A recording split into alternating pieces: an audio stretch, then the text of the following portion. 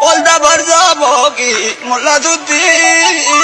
akabala garawan gubatutti onu ya boki mulla tutti akabala garawan gubatutti Abbona lillah jedhamee akkasitti dhumatee jira. Kanaaf Bakka kana dhugatti boqonnaa malee ta'e. kanaaf Wali yaadne torbaan tokko wali yaadne. saniyyuu galatoomaa ulfaadhaa isinin Akka jaalladha biyya baa gammada. isinin kabaja dubbiin akkasii namoonni hedduun immoo bilbiltanii cinqamaa turtanii dhugaa rabbii dubbachuudhaaf gara kootiin hedduun keessan bilbiltanii adaraa rabbii mesenjera kan saanuu kenni kan keessa nuu kenni mesenjera walittiina telegiraamii wayyaa waatsaappii wayyaa walitti jechuu keessan laga ilma namaatu nagaa barbaada.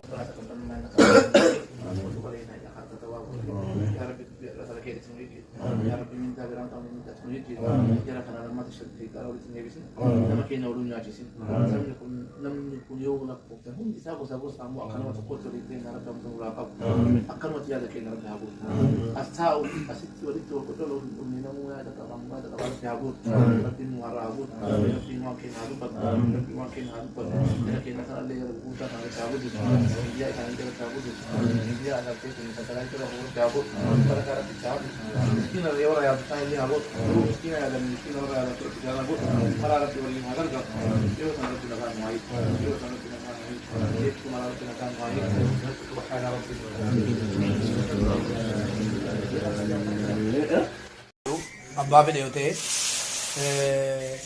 akkasiin miidiyaa baatanii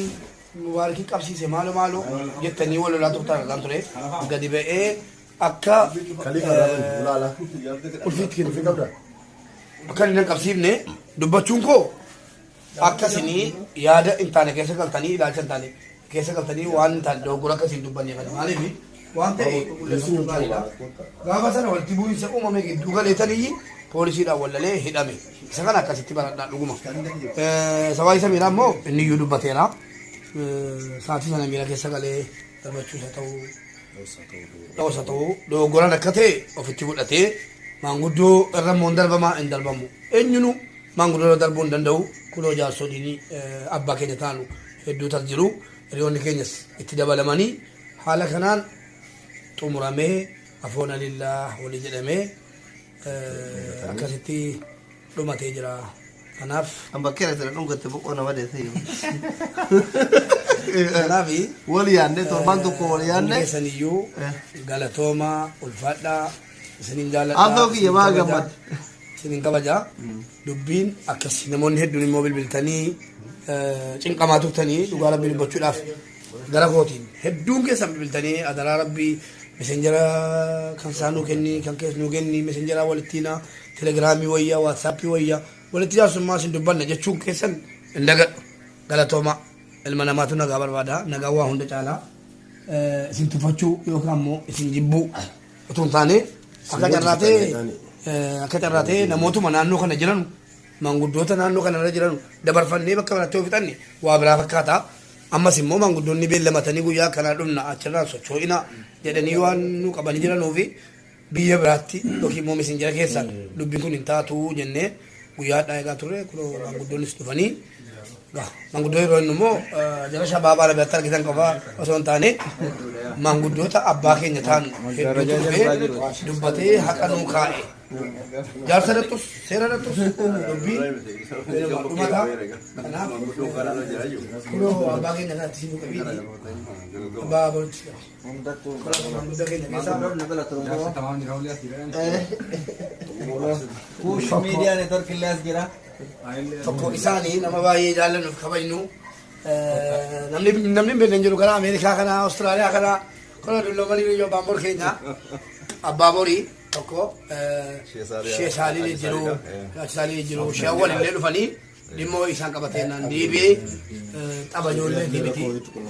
akka carraatee rakkoon isaan mudannaan deebi'anii akkasitti dhufanidha nama guddaa kana fakkaatu lakkii ka'aa deemaa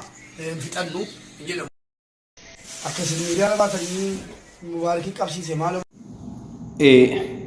Maal godha gaafas akkamitti qabamte re'ati? Maatis eeyyuu si qaba. sa'aatii kanatti siisni raftu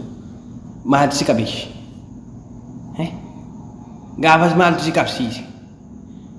amma gaa ani silaa gara kee sin gorre gara silii sin gorre warra gara kee gorre gara sana goretu amaa baay'ee jechuudha innan jedhiyaan walitti araaramtan leenca addalla waliin kenninee boru tarii walii kennitu gaa haa ta'u malee isin taazamne rashi